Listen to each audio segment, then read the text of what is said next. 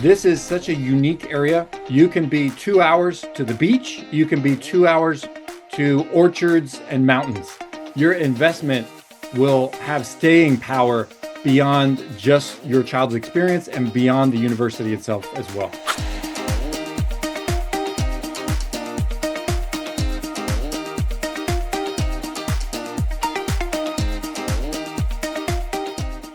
I'm Vikki Grodner, and welcome to the College Real Estate Coach. I am thrilled to be speaking to Jeff Wu.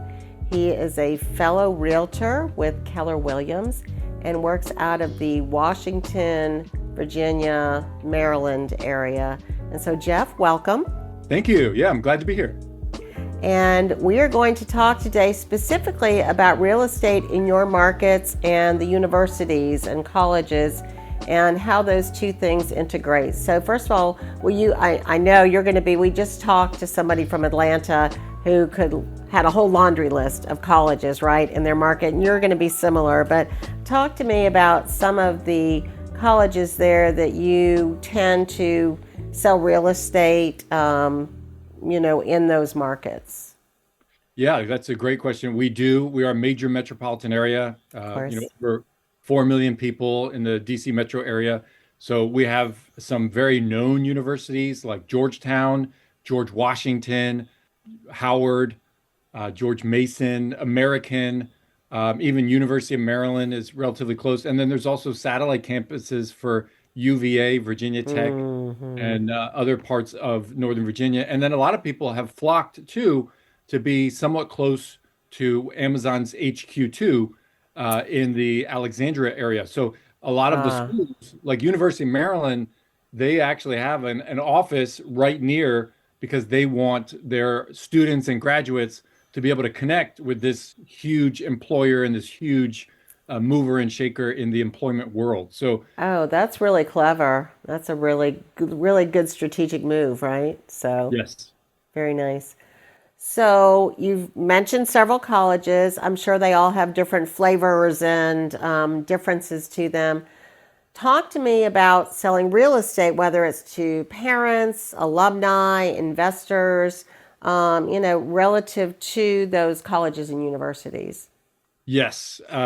It's really interesting. We will see a number of non-local people interested in buying a condominium or a co-op in DC proper for their child at either American, GW, Howard. They want to potentially invest rather than throw the money away on tuition or rent that you Yep. don't get back. You are putting it towards an asset that could appreciate. You will have tax benefits. You will have other, buildup of equity, and then also the control, like not worrying about your kid having permission to hang something on the wall or Right. things like that, or even just owning a parking space if that is potentially an option. Because I remember when I was young and early, had a job in Manhattan, and it was like $60 an hour to have a car up there. So A when you hundred can percent. Yeah. control some of those things, it is really powerful. On the flip side, some of the areas more in the suburban, like George Mason, uh, Hmm. George Mason, I think is one of the best local institutions for us where they are designed to get their students employed. And they do a Interesting. great job of connecting people to jobs and careers. And their market's a little bit different, though. We don't see Hmm. people getting condos. We see because they're a little bit more in the Fairfax suburbs of Virginia, people will get a whole house and they will either have friends or they'll rent out some parts of the house. So it's a different mindset in terms of the real estate. Interesting, interesting. And I'm sure you have alumni that want to have a presence near their college or university as well. And do you also have investors who come into the market but have no connection whatsoever to those universities, but yet want to serve those universities either with long or short-term rental opportunities? Yeah, definitely. So some, Georgetown has a hospital right there. So some Hmm. connectivity to nurses, medical staff, doctors. even residency. Also, I think Howard as well has a medical Hmm. program. So those are big. We even see some investors trying to cater to traveling nurses or Yes. even some short-term rentals because, yes, we could have um, people coming for the city itself, yet also many of the short-term rentals will cater to parents' weekends or sporting Yes. events, or also graduation is a big one. So Hmm. that's something that the alumni think about, or the alumni actually may be on the end user side. So, Right. yeah, there is a lot of all of those things. DC, it's funny. It's not always the most renter um, friendly in terms of the investment strategy because there are a lot of protections in place for the tenants. However, it Hmm. remains in high demand because people just want to be around the nation's capital. And a Of lot of course. foreign investors are also focusing funds in this direction as well. Yeah, that makes sense. Are you from that area? Is this your home I base, if you will? grew up in Maryland. Yeah. In Maryland. Okay, great, great. Did you attend any of these universities we're talking about? So I went to University of Maryland. Yes. You Yeah. did. Okay, very nice. That's great. That's great. Yeah, it's interesting because when we were talking to somebody from Atlanta earlier, he said they really don't have a lot of investors who come in to buy specifically for the opportunity to provide either short term or long term or even mid-term rentals, relative to the universities. But of course, being in Tuscaloosa, where I am, we do have a huge influx here because there's less here, right? I mean, so if you're going to be coming here to invest, the university is likely a driver. So it sounds like you're somewhere in the middle where people still want to have that DC energy or want to have a relationship to the colleges and universities there in some instances, but also aren't necessarily associated with them. I mean, I don't Yes. know if Yeah. you, yeah, I mean, like I've got a guy from Washington State who has bought multiple properties for me as an engineer with Microsoft and has never set foot in Tuscaloosa or Alabama for that matter. Oh, that's So, interesting.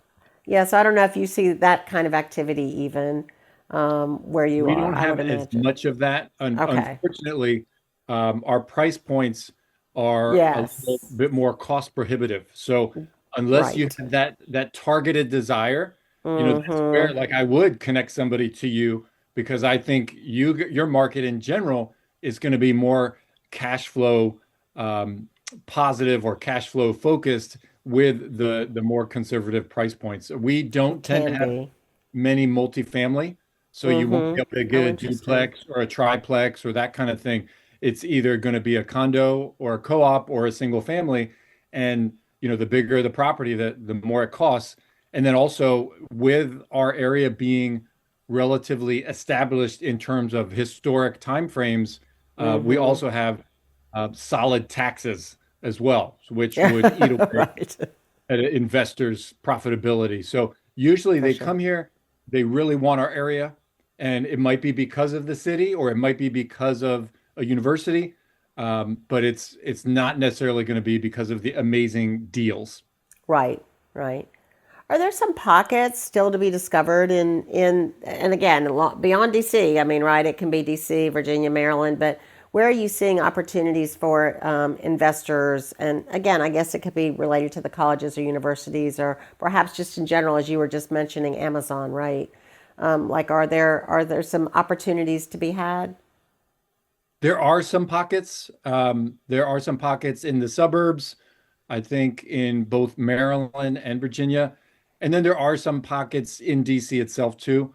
The Hmm. challenge is in these situations, the opportunities are not um, let's see, what is the right words? Like it's really one of the best examples is around the baseball stadium. Uh, the Nationals Park has Okay. become a tremendous draw and desire. A lot of new restaurants, a lot of new bars, a lot of new condos. That took 10, 20 plus years to develop. So Hmm. the people who benefited the most are the ones who came in on that before anything was up in the air. And so Right. there's some other areas where some of those same things are happening around Catholic University, around other parts of DC. Yet right now, you would not look at that as necessarily the most attractive place to buy a property, but it would be ahead of kind of future development. So it's a long-term play then. Yes, yes, for Yes. sure. Yeah. Gotcha. Gotcha. Okay, so you went to the University of Maryland. Tell me something fun, fun facts, unusual, traditions with the University of Maryland. I always use Auburn as an example. They like to roll their own tree in the center of town with toilet paper when they win a sporting event. I still think that's kind of odd.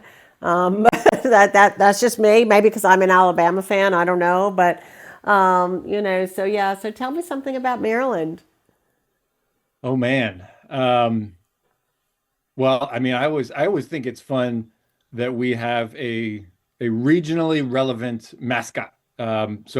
We have the Maryland Terrapin. It's a Okay. turtle, and his Yes. nickname is Testudo. And I always think it's funny when you have a mascot that is not necessarily fierce, because you don't think of a turtle being battle worthy, but they have tried to put him in with a like look a little bit more muscular. A But buff turtle, right? yes, yes. So I think that's funny, but I also think it's funny if people don't know. We have a regional pizza place called Lido's, Okay. and they came out of College Park originally, and they've spread sort of all over the region, all over the state, Yeah. and they do rectangular shaped pizza. They have a very tasty red sauce, and they say they are so great because they never cut corners because they are rectangular in shape.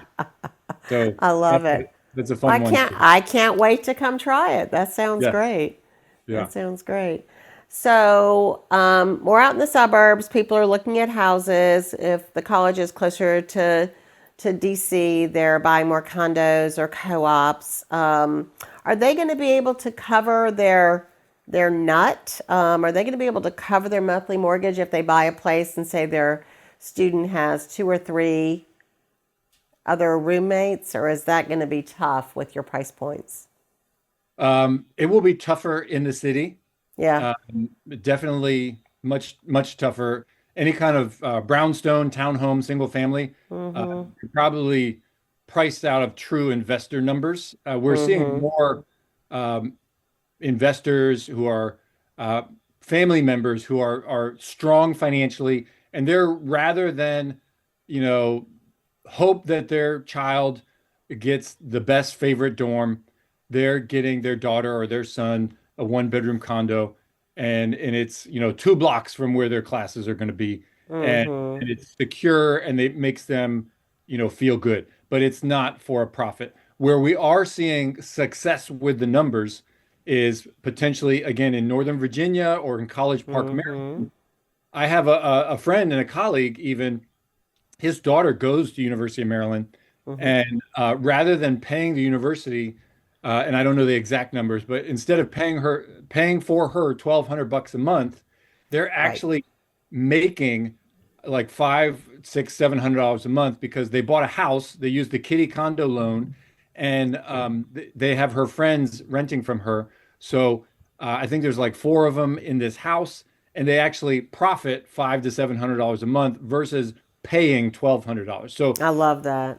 with the math of a single family house in the suburbs, it works. In Mm-hmm. DC proper, it's too expensive Yeah. because everything radiates out of the city. And the Sure. closer in you are, in general, the more expensive it is, and the smaller square footage you get. So um, Mm-hmm. that's why it helps when again you can be in a single family, and then you can parcel out those bedrooms, and you can make a little bit more money there. Right. And are you guys seeing pretty healthy appreciation still? I mean, I realize if we were all fortune tellers and we wouldn't be in real estate, we would be just, retired somewhere and counting our money. But yeah, are you still seeing a pretty healthy uptick in your values? Yeah, I mean, we have a little bit of a pause right now. I mean, this Sure. um, is um, just December 1 that Of 2025 that we're course. filming this, and we just not only have our seasonality, but we also just kind of got through the government shutdown. So Yeah, there, for sure.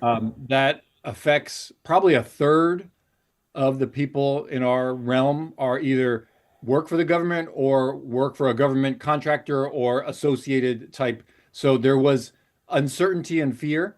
So besides that, like micro moment here, in general, I would say yes. And Mm-hmm. I mean, just like all of us wishing we bought a lot more real estate 30 years ago, 40 years ago, I Right. still anticipate, we'll be wishing we bought more real estate now in 10, 20, 30 years as well, because Mm-hmm. they're not making any more land, they're not making any more houses. And what we're seeing in a lot of the places in every market I told you about, unless there's a relatively new building, they're tearing down homes to put something bigger and newer and charge two or three times what they paid to tear it down. And so, yes, I think values are solid. I think they will continue to appreciate. It's never a straight line, but I Mm-hmm. am very optimistic for real estate. Right. That's great. That's great.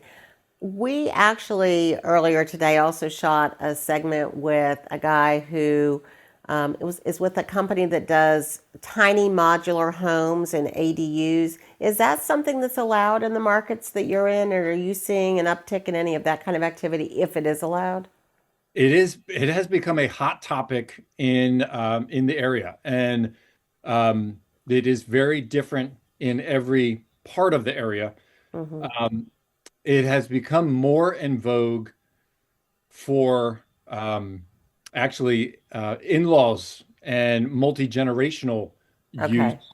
but definitely some are looking for it as an income producing.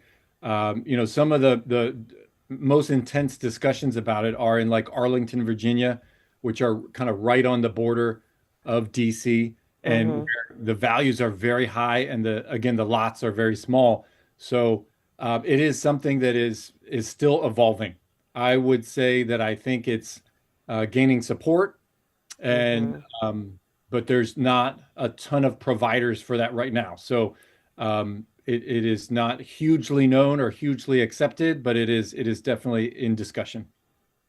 Great. And if somebody is interested in buying, they have a student, they're an alum, whatever, and they now want to buy something in any of the markets, and they want to do either short term or long term rental, are there some limitations? And I know that that's going to vary widely between Virginia and Maryland and DC and perhaps even cities within those states. But are there limitations in the markets you serve that people should be aware of? Um, so the STR versus long-term limitations are going to be more based on the municipality and the actual Yes. kind of hyper neighborhood area. So Mm-hmm. it's hard to make a generality, but I will tell you just in terms of investor risk and investor process. Typically, DC is the most restrictive overall. They Okay. actually have a landlord tenant board, and you're supposed to get a license and do a whole number of things. Otherwise, you will not ever be considered. If there is an issue, they will not consider helping you or adjudicating to your issue if you're not already approved and paying in their system. And so Okay. and then also tenants have quite a few rights. So if they appealed and did certain things, it could be a lengthy process. Uh, Mm-hmm. in Montgomery County, Maryland, it's they also have a renter permit that the landlord needs to get, Okay. and they also have processes. It's not as bad potentially as Mm-hmm. how lengthy it could be, but it is still a process. Virginia is typically the shortest and typically the most landlord friendly. So Okay. if we're talking purely about minimizing risk and purely Yes. about for investor focus, then I would hedge people to go to pockets of Virginia that met, their Interesting. economic and risk profile. Right. Because all of the areas now, you can find an area that could be anywhere from 20 or 40-minute drive into DC. You can also find an area where somebody could take a bus, walk, or bike to a metro. And so there's different benefits. And then many of these too, you can be appealing to young single people, to young professionals, to all different demographics, not necessarily just the collegiate clientele. For sure. For sure. Okay, what haven't I thought to ask you? What other comments or tips do you have to share with us regarding real estate in your market related to college towns or not, right? I mean, so just yeah, any other kind of nuggets that we should know? I mean, I think we're really fortunate. Our market, we have not only all those universities I mentioned, Right. we also have just a very strong economic base. We have a biotech corridor in Montgomery County, Maryland. We have a lot of Mm-hmm. defense contractors. We have military, and we also have many capitals of large corporations from Capital One in Tyson's Corner, as well as Hilton, Oh wow. Amazon's HQ2. We also have Alexandria proper tends to have a ton of associations and nonprofits. And so we have all of this diversity of employment and strong, also diversity of how people want to live, whether they want to Mm-hmm. be by the water or enjoy, retail and shopping like National Harbor or even Right. outlets in Leesburg. This is such a unique area. You can be 2 hours to the beach. You can be two Mm. hours to orchards and mountains. And also within two Love that. hours, we have UVA. We also have JMU, and we have a lot of VCU, Richmond. We have Mm-hmm. so much diversity that, yes, you may be drawn here because your child goes to a university, but the Mm-hmm. really cool thing is your investment will have staying power beyond just your child's experience and beyond the university itself as well.